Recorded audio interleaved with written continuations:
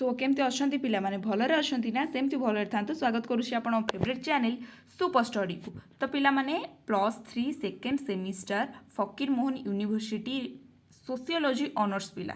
तो sociology honours पिला तुमको ना गोटे प्रीवियस ईयर क्वेश्चन तुम यहाँ sociology honours core paper IV पिला माने देखो कोर पेपर आईवी जहाँ को आम मेजर पेपर आईवी बोली कहूँ से मेजर पेपर आईवी पूर्व वर्षर गोटे क्वेश्चन पेपर मो हाथ में लगी गोटे पिला मते पठेइथिले। तो से क्वेश्चन पेपर को आज हमें देखा कौन देछि कौन से फास्ट क्वेश्चन कहूँ कि कमटेक मतरे त्रिस्तरीय नियमर द्वितीय स्तर होउछि डैश।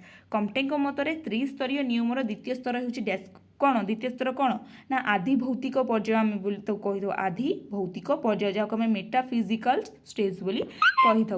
तापर क्वेश्चन देला डैश को सामाजिक डारोइनवादी कहुए क्या ना हर्बर्ट स्पेंसर मोस्ट इंपोर्टेंट। तापर देला द प्रिंसिपल्स ऑफ सोशियोलॉजी पुस्तक को डैश रचना करथिले किए रचना करथिले कहलो किए ना से हर्बर्ट स्पेंसर ही रचना करथिले बुझीला। तापर जिबा आमे केते नंबर सी नंबर गला डी नंबर क्वेश्चन को जिबा। डी नंबर देखिया कोन देछि डी नंबर क्वेश्चन कहूछि कि the elementary forms of religious like पुस्तकटी डैश मसिया रे प्रकाश पाइथिला केते मसिया रे ना 1919 मसिया रे प्रकाश पाइथिला। तापर क्वेश्चन देला आदिम समाज डैश एकता द्वारा वर्णित केउ एकता द्वारा आदिम समाज वर्णित कहलो ना यांत्रिक एकता द्वारा आदिम समाज वर्णित। तापर क्वेश्चन देला अमलातंत्र धारणा डैश देइथिले most important question Max Weber देइथिले अमलातंत्र धारणा। तापर the protestants ethics and the spirit of capitalism बहुत बार प्लस टू रे तो ये क्वेश्चन देखी ना बहुत बार क्वेश्चन पड़े से पुस्तक डैश मसीह रे प्रकाशित पाइथिला क्यों मसीह रे प्रकाशित पाइथिला ना 1905 मसीह रे प्रकाशित पाइथिला। तापर मार्क्सवादी तत्व रे श्रमिक श्रेणी को डैश कहा जाए ना सर्वहारा श्रेणी जहाँ को आम प्रोलेटेरियन बोली कही था। तापर आई नंबर क्वेश्चन देला डैश को मतरे सृष्टि प्रारंभ आज पर्यंत मानव समाज इतिहास श्रेणी संघर्ष इतिहास कार्ल मार्क्स बहुत ही भल गोटे लाइन आम ताकू कही परिबा। आजिकालिका डेट रे बहुत जगह स्पीच रे भी ये जिनसटा व्यवहृत होउछि तो मन रख है। तो एक नंबर लास्ट क्वेश्चन बा जे नंबर क्वेश्चन कला द कम्युनिस्ट मैनिफेस्टो पुस्तक डैश मसीह रे प्रकाशित पाइथिला कोई मसीह रे ना 1848 मसीह मात्र 1848 मसीह प्रकाशित पाइथिला। तापर एटी 2 मार्किया 9टा देला तुम कंपलसरी करिवार अछि दैविक वस्तुवाद कौन कह दैविक वस्तुवाद आमे काहाकू कहिबा काहाकू आमे दैविक वस्तुवाद बोली कहिबा।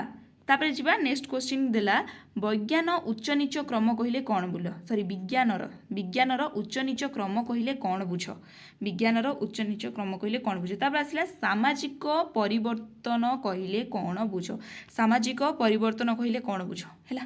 तापर देबा यांत्रिक एकता कहिले कौन बुझ यांत्रिक एकता कहले आमे कौन बुझीचे से जिनसटा भी लिखा पड़ो। प्रकृति पूजा कौन कहले देखि प्रकृति पूजा कौन एटा देखिदेव। तापर जिबा नेक्स्ट क्वेश्चन को एटा देखो नेक्स्ट क्वेश्चन देला प्रतिमान शून्यता आमे काहाकू कहिबा। तापर द्वंद्वात्मक भौतिकवाद कहिले कौन बुझ द्वंद्वात्मक भौतिकवाद कहिले कौन बुझ। सामंतवादी समाज कौन बा what is the feudal society.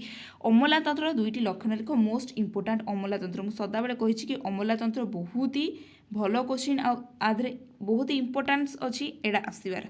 तापर जी नेक्स्ट क्वेश्चन को देला कि एडा आस तुम 5 मार्किया 8टा जोटा 10टा देथिबो तुम केतेटा करिवो ना 8टा करिवो। तापर एक नंबर क्वेश्चन देला विज्ञानर उच्च नीच क्रमर यथार्थ को बुझाओ विज्ञानर उच्च नीच क्रमर यथार्थ बुझाओ। एटा 2टा क्वेश्चन फास्ट गोटे 2 मार्किया पकईला एबे गोटे 5 मार्किया पकई दूची। तापर देला स्पेंसर को सामाजिक विवर्तन तत्व को वर्णना कर स्पेंसर को कौन सब सामाजिक तत्व रही से विषय तुम कौन ना वर्णना कर। तापर क्वेश्चन देला सरल समाज एवं यौगिक समाज मध्य पार्थक्य दर्शाओ सरल समाज आमे काहाकू कहिबा एवं यौगिक समाज आमे काहाकू कहिबा ता मध्य आमे पार्थक्य दर्शाइबा। तापर देला यांत्रिक एकता एवं जैविक एकता मध्य पार्थक्य दर्शाओ यांत्रिक एकता कौन जैविक एकता कौन ता मध्य पार्थक्य तमे लेखिबो। तापर देला आधुनिक समाज रे श्रम विभाजन कारण लेख आधुनिक समाज रे कौन पाई श्रम विभाजन होउची ता विषय तमे लेखिबो। तापर देला वेबर को आदर्श ପ୍ରାରୂପକୁ ସଂକ୍ଷେପରେ ବର୍ଣ୍ଣନା କର। ୱେବରଙ୍କର ଆଦର୍ଶ ପ୍ରାରୂପକୁ କ'ଣ ନା ସଂକ୍ଷେପରେ ତୁମେ ବର୍ଣ୍ଣନା କର। ଅମଲାତନ୍ତ୍ରର ଗୁରୁତ୍ୱକୁ ସଂକ୍ଷେପରେ ଦର୍ଶାଅ। ଅମଲାତନ୍ତ୍ର କ'ଣ, ସେ ତାର ଗୁରୁତ୍ୱ କ'ଣ, ସେ ବିଷୟରେ ତୁମେ ଲେଖିବ। ତାପରେ ଦେଲ ପୁଞ୍ଜିବାଦର ଲକ୍ଷଣ ଗୁଡ଼ିକୁ ବର୍ଣ୍ଣନା କର। ପୁଞ୍ଜିବାଦର ଲକ୍ଷଣ କ'ଣ ତା ବିଷୟରେ ତୁମକୁ ଲେଖିବାକୁ ପଡ଼ିବ। ବୁଝିଲା। ତାପରେ ଯିବା ଆମେ ଲଙ୍ଗ କ୍ୱେଶ୍ଚିନ୍କୁ। ମେ ବି ଆଉ ଗୋଟେ ଥିବ 5 ମାର୍କିଆ ଦେଖିବା। ଏଇଠି ଦେଉଛି କି ଦ୍ୱନ୍ଦାତ୍ମକ ବସ୍ତୁବାଦ ଏବଂ ଐତିହାସିକ ବସ୍ତୁବାଦ ମଧ୍ୟରେ ପାର୍ଥକ୍ୟ ଦର୍ଶାଅ। ଦ୍ୱନ୍ଦାତ୍ମକ ବସ୍ତୁବାଦ ଆମେ କାହାକୁ କହିବା ଏବଂ ଐତିହାସିକ ବସ୍ତୁବାଦ ମଧ୍ୟରେ କ'ଣ ପାର୍ଥକ୍ୟ ରହିଛି ସେ ବିଷୟରେ ତୁମେ ଲେଖିବ। ତାପରେ ଏଠି ଆସିଲା ତୁମର ଲଙ୍ଗ କ୍ୱେଶ୍ଚିନ୍, ମେନ୍ କ୍ୱେଶ୍ଚିନ୍। ଏଇଠି ଦେଖ କ'ଣ ଆସିଲା।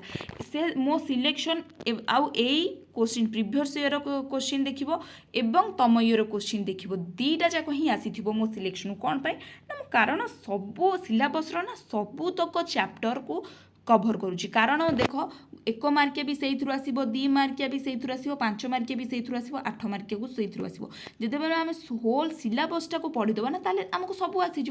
एटा +2 नुहे कि आमको गोटे स्पेसिफाइक जिनस देथिबो कि एई जिनस आसो ना, +3 माने तुमर सबू आसीबो हैला। तापर देखो कौन दउची कि कॉम्पटेक त्रिस्तरीय नियम को वर्णना करे। कॉम्पटेक त्रिस्तरीय नियम कौन, what is the 3 stage law से विषय तुम लिखिब।